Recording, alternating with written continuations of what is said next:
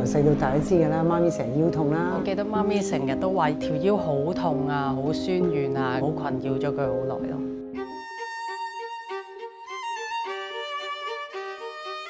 我記得我係拍戲咧，係騎馬正式拍啦，開機 action 咁咪騎咯。哇！嗰隻馬咧就一嘢咧就揼包袱咁樣拋咗我落地啦。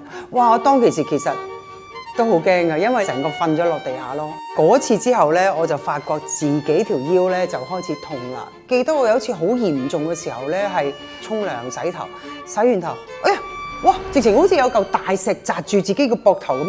起唔到身，係起唔到身。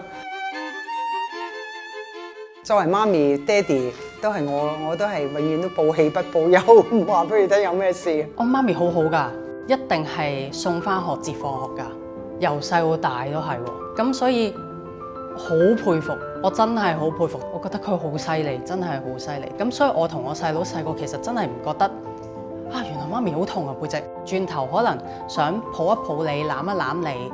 都話唔好咁大力，唔好咁大力，即係就會知道原來佢係嗰個痛患係咁嚴重啊，困擾咗好耐。但係其實因為佢一路冇去理啦，因為 focus 要湊我哋、照顧我哋，咁所以後尾佢先至越嚟越痛啦，搞到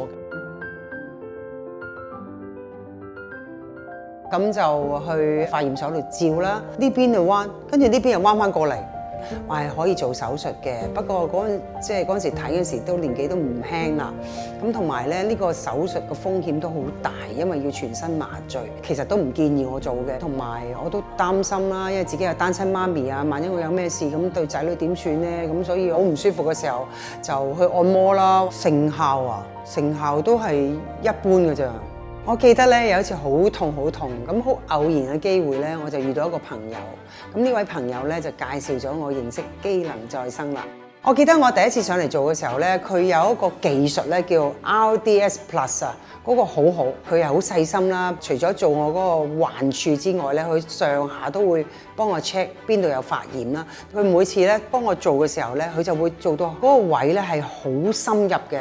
咁我完成晒呢個療程之後咧，就會覺得嗰個位咧就鬆咗好多，輕咗好多，已經改善咗好多啦，好神奇啊！其實啊，而家係好自如啦，你點樣爬高爬低，點樣抹嘢都得。好安心、好放心，見到佢而家條腰冇咁痛啦，甚至係唔痛啦，已經做運動都好自然、好舒服咁樣可以做運動咁樣，所以覺得好安心。回頭諗翻，我覺得健康係好緊要咯，個痛楚又減輕咗好多啦，咁所以個人就精神咗啦，可能又多啲正能量啦。媽咪你有健康嘅身體，咁所以就等大家係啦，唔使擔心。機能再生幫到我。機能再生幫到我。